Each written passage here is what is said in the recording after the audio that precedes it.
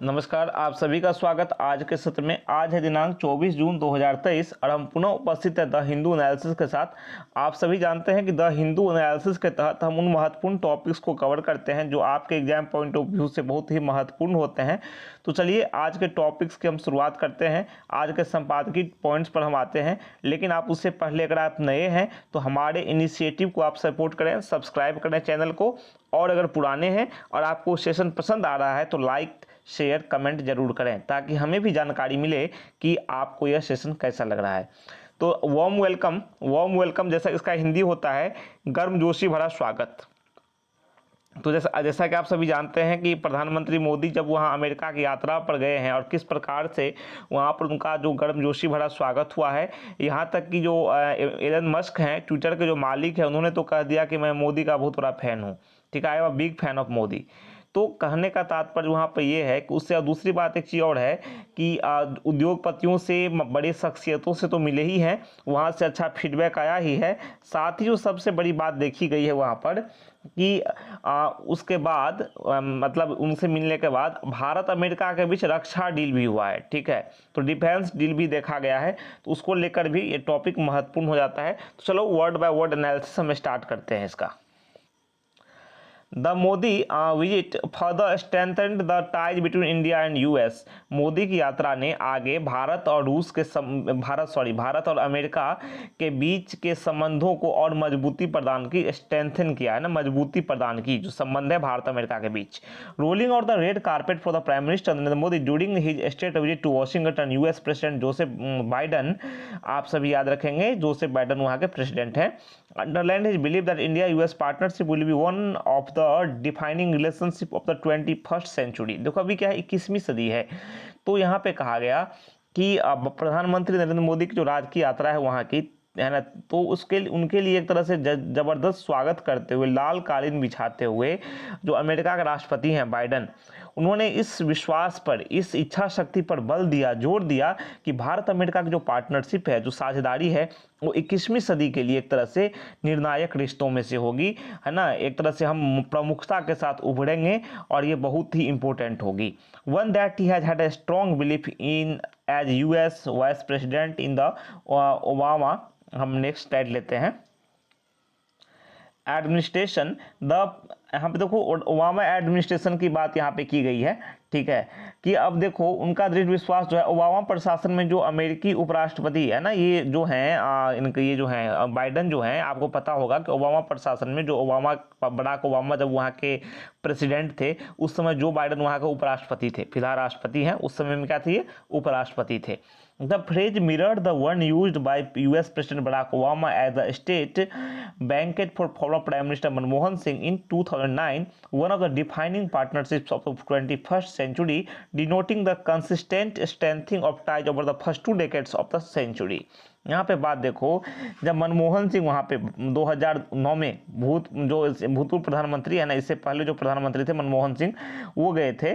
ठीक है, तो वही शब्द यहाँ पे उन्होंने रिपीट किया है जो शब्द उस समय में बराक ओबामा ने रिपीट किया था, बताया था 2009 में, है ना, जब मनमोहन सिंह वहाँ गए हुए थे। तो ठीक है, 21वीं सदी की सबसे जो निर्णायक साझेदारी जो है उसमें से एक है ये।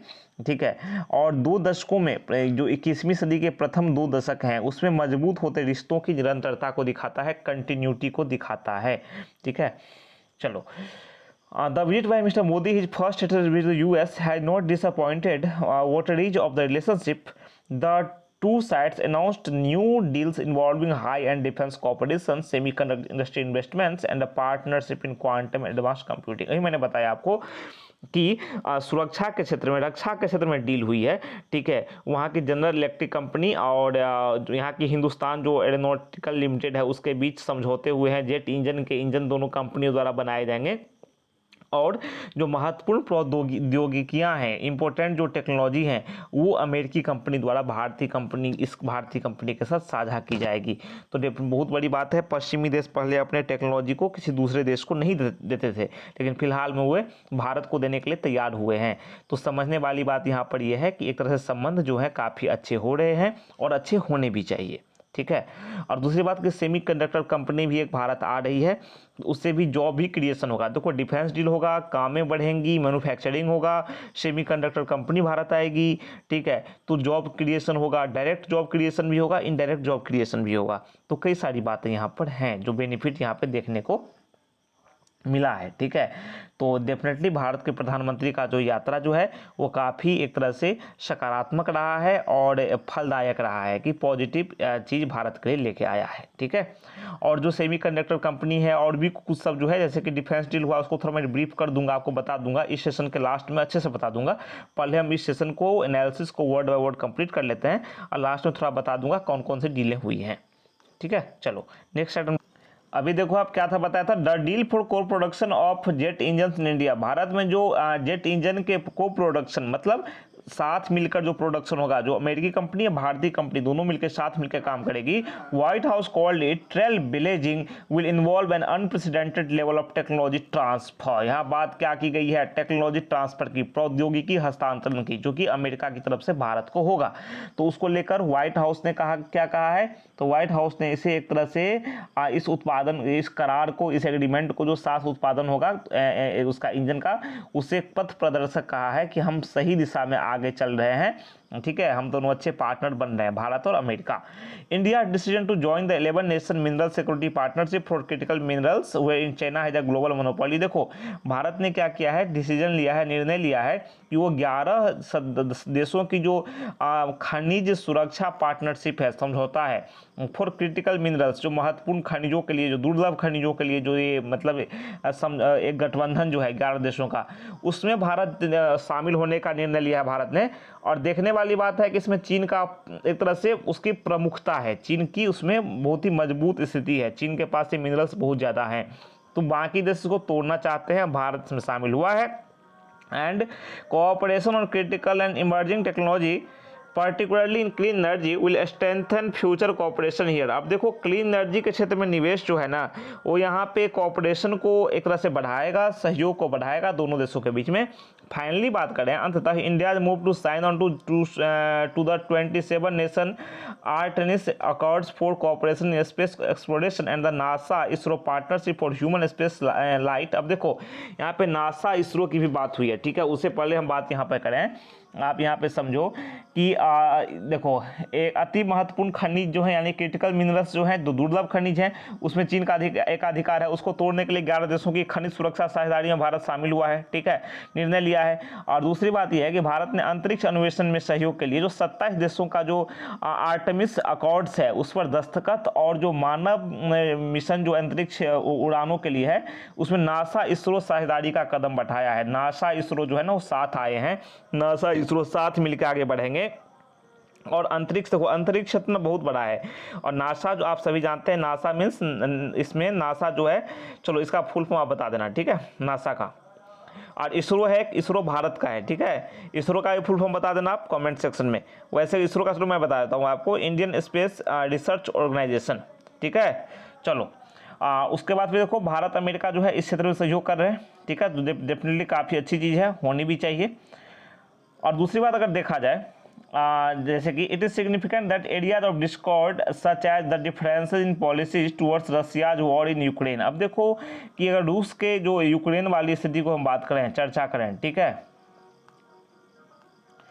रूस में जिस प्रकार देखो रूस और यूक्रेन के बीच लड़ाई चल रही है, ठीक है, तो वो जो एरिया जो है ना, वो क्षेत्र असहमति का क्षेत्र है भारत और अमेरिका के बीच में। देखो अमेरिका तो मुखर होकर बोल रहा है, ठीक है, पश्चिमी देश ही बोल रहे हैं, ठीक है, जो रूस और यूक्रेन की लड़ाई चल रही है उसमें पश्चिमी देशों की स्थिति साफ है कि वो यूक्रेन को सपोर्ट करें, लेकिन भारत जो है ना वो तटस्थ रहा है, ठीक है, इसमें भारत अमेरिका से थोड़ा अलग विचार रखता है। And confrontation with China where new Delhi has more diffident word sides stepped. तो यहाँ पे समझने वाली बात यहाँ पर यह है कि असहमति के क्षेत्र यूक्रेन में रूसी युद्ध, उसको लेकर जो नीतियों में मतभेद है भारत और रूस के बीच में, और चीन के साथ टकराव, ठीक है, उसको लेकर भारत कुछ ज़्यादा डाउटफुल रहता है, उसको साथ रखा, उसको किनारे रखा गया, ठीक है, उस पर चर्चा ज़्यादा नहीं की गई, इन दोनों मुद्दों को छोड़ दिया गया। एक रूस का युद्ध जो है यूक्रेन वाला, और एक चीन के साथ भारत का टकराव जो है, दोनों को साइड रखा गया, ठीक है। अब भारत में लोकतंत्र और मानवाधिकारों की दशा की बात करूं, जिससे अमेरिकी कांग्रेस के 75 मेंबर्स ने बाइडन को पत्र लिखकर उठाया था, उस पर लगातार तेज हो रहे सवालों को कुछ ज़्यादा ही साइड करना मुश्किल था, मोर डिफिकल्ट था टू साइड स्टेप वर्कलेजिंग लाउड क्वेश्चंस। जो क्वेश्चंस आए थे, ज़्यादा क्वेश्चन जो 75 यूएस मेंबर्स ने साइन किए थे, लेटर भेजे थे बाइडन को। Well some uber liberal Democrat lawmakers to the extreme step of boycotting mister Modi state to the joint session of Congress. अब देखो यहाँ पे बात ये भी हो रही है, ठीक है,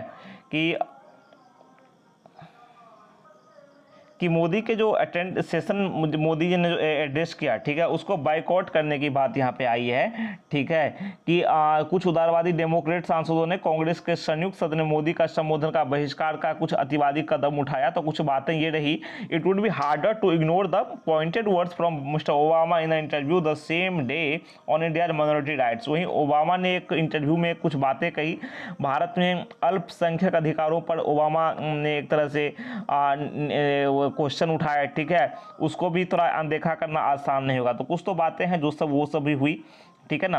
अंततः बाइडन के सामने, ठीक है, बाइडन के सामने जो कि है यहाँ पे देखो कि mister Biden dispute some misgivings over his administration, he denied alleged discrimination against minorities and a crackdown on dissent. तो बाइडन ने जो है उन्होंने साफ कहा, ठीक है, तो जो ये घटनाक्रम हुआ उसका जो बाइडन के साथ प्रेस कॉन्फ्रेंस में है ना, ठीक है, दोनों का प्रेस कॉन्फ्रेंस हुआ, तो मोदी ने अपने जवाब में प्रशासन को लेकर कुछ संदेहों को खारिज किया, ठीक है। प्रधानमंत्री मोदी ने अल्पसंख्यकों के खिलाफ भेदभाव और डिसेंट को दबाने की बात से इनकार किया, असहमति को दबाने से इनकार किया, कहा कि भारत एक प्रखर लोकतंत्र है, यहाँ हम असहमति को दबाते नहीं हैं, अधिकारों के मुद्दे जो हैं वो चिंता का विषय नहीं है, ठीक है। यहाँ पे देखो कि Mr. Biden made it clear he did not share the concern if Mr. Modi wishes to address public concern. However, he may find it more effective to make the case in a, हम next slide लेते हैं, to case in a press conference on return, emphasizing his belief that if there are no human values and there is no humanity, there are no human rights, then it cannot be called a democracy, ठीक है। तो एक तरह से साफ है यहाँ पर कि जो एक तरह से इस चिंता में जो है अधिकारों के मुद्दे द्विपक्षीय चिंता की बात नहीं है, और बाइडन ने साफ कर दिया कि जो भारत के साथ वो हैं, ठीक है, मोदी जी के साथ हैं, भारत के सहयोग के लिए पक्षधर हैं। और दूसरी बात कि अगर प्रधानमंत्री मोदी सार्वजनिक चिंताओं को, पब्लिक कंसर्न्स का निवारण चाहते हैं, ठीक है, पब्लिक कंसर्न्स जो है ये पब्लिक कंसर्न्स को एड्रेस करना चाहते हैं, ठीक है, तो उसे आप कर सकते हैं वो, ठीक है ना, तो कर सकते हैं वो एक प्रेस कॉन्फ्रेंस में इस पर सफाई देना, जो मतलब इन मुद्दों पर विश्वास पर थोड़ा ज़्यादा कारगर लग सकता है कि अगर कोई मानवीय मूल्य नहीं है और कोई मानवता नहीं है, मान लो मानवीय मूल्य का अभाव है, ह्यूमन वैल्यूज़ नहीं होती है और ह्यूमनिटी नहीं होती है, मानवता नहीं होती है, तो ह्यूमन राइट्स नहीं होंगे, मानवाधिकार फिर नहीं होंगे। अब मानवाधिकार नहीं होंगे तो डेमोक्रेसी कहना एक तरह से it can not be called democracy, तो इसे लोकतंत्र नहीं कहा जा सकता है। तो खासकर जो बातें हैं कि बाइडन प्रशासन के टाइम में अभी मोदी जी की जो यात्रा हुई है किस प्रकार से लाभप्रद रही है भारत के लिए, और कुछ चिंताएं भी वहाँ पर देखी गई हैं, कुछ डील्स भी हुए हैं, रक्षा क्षेत्र में बात करें या फिर सेमीकंडक्टर कंपनी भारत आ रही है उसको लेकर चर्चा करें, तो कुछ प्रश्न भी उठे और फायदेमंद भी, लाभप्रद भी ये यात्रा रही। तो अब भारत अमेरिका के संबंध जो हैं वो भी डीप हुए हैं, थोड़े प्रखर हुए हैं, प्रगाढ़ हुए हैं। तो आज के टॉपिक में बस इतना ही, कल मिलते हैं नए टॉपिक में नई जानकारियों के साथ, तब तक के लिए नमस्कार, थैंक यू।